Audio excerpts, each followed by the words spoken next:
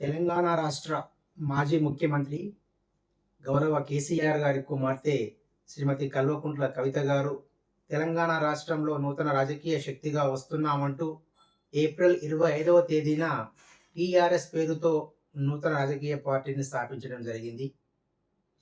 Doctor Babasaheb Ambedkar గారు రచించిన రాజ్యాంగం అమలవుతున్న ప్రజాస్వామ్య భారతదేశంలో ఎవరైనా పార్టీ పెట్టుకోవచ్చు, ప్రజలకు సేవ చేయవచ్చు.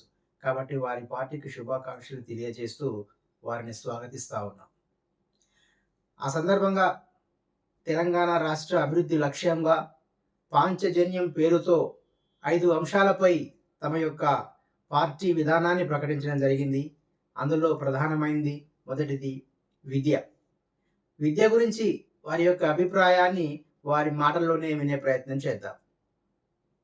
ప్రతి ఊర్లో ఒక బడి ఉండాలి, ప్రతి తరగతిలో ఒక టీచర్ ఉండాలి. మీ పిల్లలు ప్రైవేట్ పాఠశాల చదువుతున్నా, ఎంత వరకు చదువుకున్నా కంప్లీట్ గా మీ మీద ఒక్క రూపాయి కూడా భారం పడకుండా చదివించే బాధ్యత మేం తీసుకుంటాం. అది ప్రైవేట్ పాఠశాల కానీ మన తెలంగాణ బిడ్డలు చదువుకుంటే ఒక్క రూపాయి కూడా పేద మధ్య తరగతి వాళ్ళ మీద భారం పడకుండా ఉచిత విద్యను అందించే బాధ్యత నేను నా తెలంగాణ బిడ్డల కోసం తీసుకుంటా అని ఈ సందర్భంగా తెలియజేస్తున్నాను. వ్యక్తి సమగ్ర అభివృద్ధికి విద్యయే ఏకైక మార్గం అన్న మహాత్మా జ్యోతిరావు పూలే, డాక్టర్ బిఆర్ అంబేద్కర్ల ఆలోచన విధానం ప్రకారం తెలంగాణ రాష్ట్రంలో ఉచిత విద్యను ప్రకటించిన మీకు ధన్యవాదాలు తెలియజేస్తూ, అదే క్రమంలో ప్రైవేటు పాఠశాలల్లో చదువుకునే పిల్లలకు కూడా ఉచిత విద్యను అందజేస్తామని తెలియజేశారు.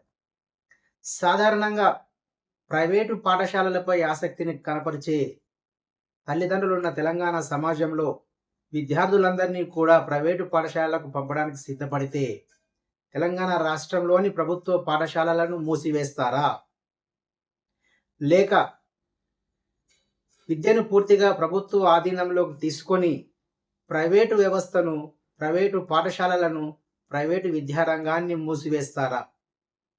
రాష్ట్రంలోని ప్రజలందరికీ సహజంగా వచ్చే ఈ యొక్క అనుమానాన్ని నివృత్తి చేయవలసిందిగా టీఆర్ఎస్ వ్యవస్థాపకులు శ్రీమతి కల్వకుంట్ల కవిత గారికి మనవి చేస్తూ, ఈ యొక్క సందేహంలో న్యాయం ఉందనిపిస్తే నా యొక్క ఈ వీడియోను లైక్ చేయండి, నా యొక్క ఛానల్ సబ్స్క్రైబ్ చేయండి, షేర్ చేయండి. మీ జిఎస్ఆర్ క్రియేషన్స్.